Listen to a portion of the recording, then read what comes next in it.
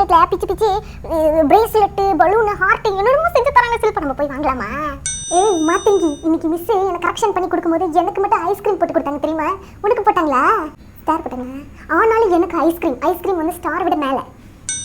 அம்மா மிஸ் வந்து நாளைக்கு சூப்பரான ஒரு காம்படிஷன் வச்சிருக்காங்கம்மா. காம்படிஷன் அதில் வந்து நம்ம ஜெயிச்சோம்னா நமக்கு வந்து ஒரு பரிசு கொடுப்பாங்க. பரிசு என்ன காம்படிஷன் டி? என்ன காம்படிஷன் தெரியுமா? நம்ம வந்து இந்த வருஷத்தோட டைம் டேபிள் வந்து சூப்பரா ஒரு சார்ட் பேப்பர்ல நம்ம வரைஞ்சு போனோம்னா எது வந்து பெஸ்ட் சார்ட் பேப்பரோ அது வந்து கிளாஸ் ரூமோட டோர் மேல ஒட்டுவாங்களாம். அதுக்கப்புறம் பரிசு தருவாங்க. சாக்லேட். மிஸ் வந்து அந்த ஒரு ஸ்டூடெண்ட்க்கு மட்டும் மிஸ் வந்து காலையில போய் சாக்லேட் வாங்கிட்டு வருவாங்க. வாவ். அந்த சர்வேஷனை சத்தியமா சொல்றேன், ரொம்ப வெறுப்பேத்துறான் ஷில்பா. இன்னைக்கு இந்த பக்கத்துல இருக்கிற அண்ணாச்சி கடையில இருந்து ஏதோ ஒரு சாக்லேட் ஒரு பபிள் கம் மாதிரி ஒன்று வாங்கினா. ஓகேவா? வாங்கிட்டு ஒன்று மட்டும் வெளியில இருந்தது. இது எடுத்துக்கோ ஸ்ருதி அப்படின்னு நீட்டினா. நான் எடுத்தோன்னே எனக்கு ஷாக் அடிச்சிருமா. என்னன்னு தெரியல, ஒரு பார்த்தோன்னே எனக்கு ஒரு ஷாக் அடிச்சது ஒரு மாதிரி ஆயிடுச்சு. என்னென்ன வாங்குறாங்க இந்த காலத்து பசங்க, என்னால முடியல.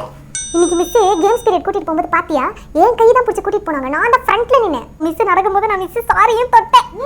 அம்மா இன்னைக்கு ஃப்ரீ பீரியட்ல இல்ல, பக்கத்து கிளாஸ் மிஸ் எங்க கிளாஸ்க்கு வந்தாங்க. அவங்க வந்துட்டு என் பக்கத்துல உட்கார்ந்தாங்க. அவங்க சைன் பண்றது டிக் போடுறதெல்லாம் கூட ஸ்டைலா இருந்துச்சுமா. நான் அவங்களே பாத்துக்கிட்டே இருந்தேன். ஆக மொத்தம் நீ கிளாஸ்ல நடத்துறதெல்லாம் கவனிக்கல.